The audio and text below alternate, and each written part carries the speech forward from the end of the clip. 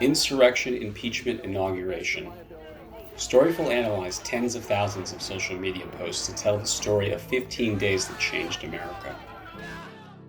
The events that led to the takeover of the U.S. Capitol on January 6th began months before. This is a major fraud in our nation.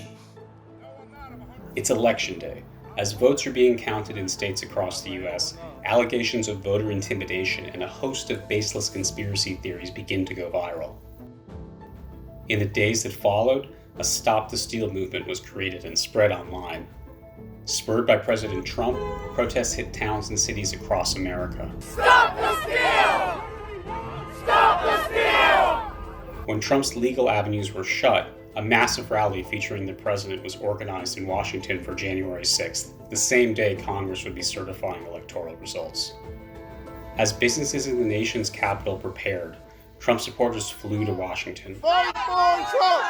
Fight for Trump! The day began peacefully but quickly turned violent. Protesters broke through barriers and clashed with overmatched police. Shortly after 2 p.m., rioters stormed the Capitol, sending lawmakers fleeing for safety. Outside, crowds turned against the police, beating and dragging them into an angry mob. When Trump finally spoke again, he did little to stop his supporters marauding nearby. So go home. We love you. You're very special. That sounds like a fucking gunshot. In total, 5 people died during the day's rioting, including Capitol Police Officer Brian Sicknick. While tributes were paid to him, the fallout surrounding Trump's attacks on the election results continued. As members of the National Guard arrived in Washington, the president would find himself severed from his 88 million followers on Twitter and suspended from other social media platforms. On January 13th, Trump became the first president to be impeached twice by the House of Representatives. Attention turned to the inauguration of Joe Biden. The FBI warned of armed protests planned across all 50 states. Armed groups did show up in a number of cities in the days leading up to January 20th, but with a heavy security presence, little transpired.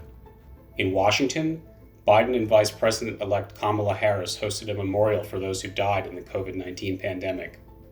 A nurse whose rendition of Amazing Grace went viral at the start of the pandemic sang at the event. The sound. And as Trump departed Washington, so began a new chapter for the U.S. Harris and Biden were sworn in. An extraordinary inauguration day featured performances by celebrities and a virtual parade across the country, but few Americans in person. As Biden spoke of the importance of unity in his inaugural address, he inherited a divided America. Violence on the streets of Seattle, Portland, and Boston brought Inauguration Day to a close, a reminder of the ongoing challenges he will face during his presidency.